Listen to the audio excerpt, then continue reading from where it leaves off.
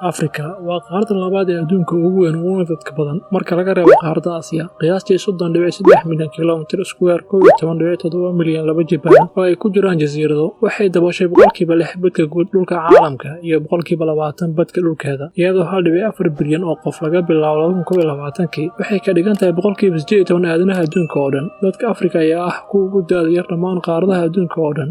Da'dii dhexe ee 2012 waxay ahayd 19.7 markii da'dii dhexe adduunka ahayd 30.4. inkastoo ay jiraan kheyraad dabiici ah oo kala duwan, Afrika waa qaarad qanisan marka loo eego hantida guud. Dadka qaar arrintan waxay ku sameeyeen arrimo kala duwan oo ay ka mid yihiin juqraafiga, cimilada, qabyaaladda, gumeysiga, dagaalkii qaboobaa, dimuqraadiyad la'aanta iyo musuqmaasuqa. Inkastoo ay hantida hooseyso, ballaarinta dhaqaale tiro badan ayaa ka dhigaya suuq dhaqaale oo muhiim u ah marka loo eego guud ahaan caalamka.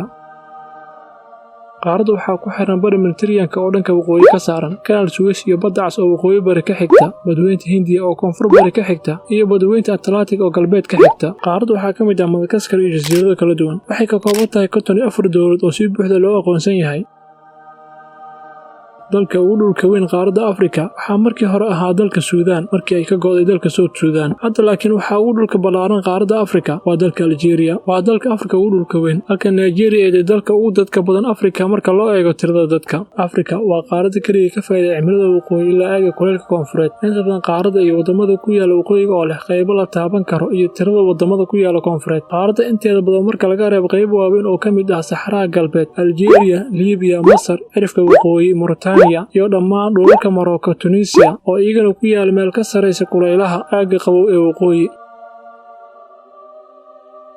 cirifka kale ee qaaradda, koonfurta Namibia, koonfurta Botswana, qaybo waaweyn oo koonfur Afrika ah iyo dhammaan dhulalka Eswatini, iyo cirifka koonfureed ee Mozambique, Madagaskar waxay ku yaalaan meel ka hooseysa kulaylaha aaga koonfureed ee cimilada. Afrika waxaa sidoo kale si aad ah u saameysay arrimo badan oo ay ku jiraan xaalufka, biyo la'aanta, wasaqowga. Walaaca laga muujiyay ayaa la filaya inuu ka sii daro isbeddelka cimilada Afrika. Guddiga Qaramada Midoobay u qaabilsan isbeddelka cimilada ayaa ku tilmaamay Afrika inay tahay qaaradda ugu nugul isbeddelka cimilada. Afrika, gaar ahaan bariga Afrika iyo waqooyiga Afrika, ayaa si weyn loo aqbalay inay tahay meesha ay ka soo jeedaan dadka iyo daanyeerada waaweyn.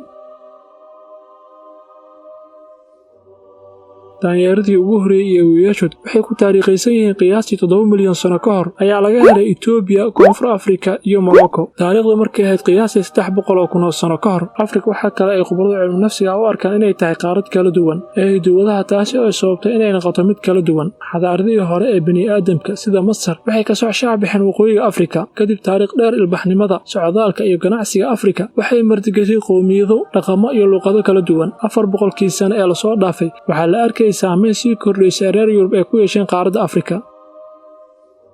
laga soo bilaabo qarnigii 16aad waxaa wada socday ganacsi ay ku jiraan ganacsiga adoonsiga, kaasi oo abuuray qurbo-joog badan oo ku nool qaaradaha dunida. laga soo bilaabo dabayaaqadii qarnigii 19aad ilaa qarnigii 20aad, dowladaha reer Yurub waxay gumaysanayeen ku dhawaad dhammaan Afrika, iyagoo ay gaaray heer ay Itoobiya iyo Liberia kaliya ay yihiin wadamada aan la gumaysan ee ku yaala qaaradda Afrika. inta badan dowladaha hadda ka jira Afrika waxay ka soo baxeen habraacii gumaysiga laga saaray dagaalkii labaad ee adduunka kadib.